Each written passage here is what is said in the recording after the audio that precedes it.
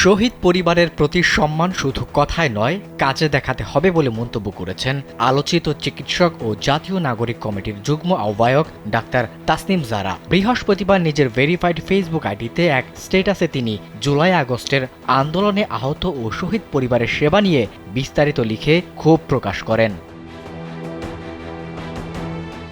ওই স্ট্যাটাসে তাসনিম লিখেন, একটা নিউজ দেখলাম, আবু সাইদের বাবাকে হেলিকপ্টারে আনা হলো ঢাকা সিএমএইচে। অনেকেই এই খবরের সান্ত্বনা খুঁজে পেয়েছেন।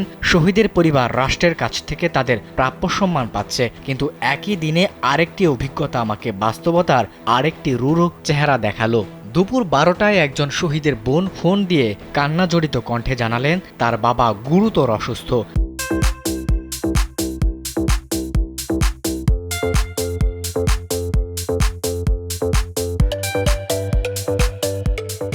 ঢাকার আইসিইউতে ভর্তি করতে বলেছেন, কিন্তু আইসিইউ সাহায্য করছে না।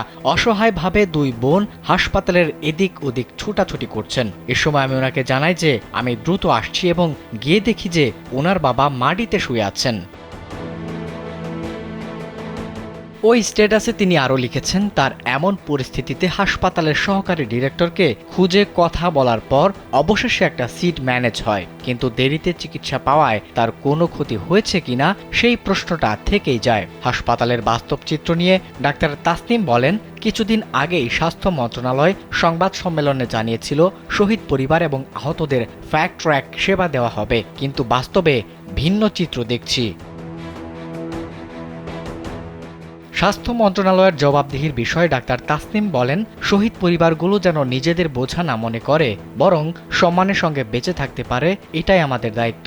আবু সাইদের বাবার মতো প্রতিটি শহীদ পরিবারের সদস্যের প্রাপ্য সম্মান ও যত্ন নিশ্চিত করতে হলে স্বাস্থ্য মন্ত্রণালয়কে আরও জবাবদিহি করতে হবে, কারণ এই দায়িত্ব এড়িয়ে যাওয়া আর শহীদদের আত্মত্যাগকে অপমান করার মধ্যে কোনো পার্থক্য নেই।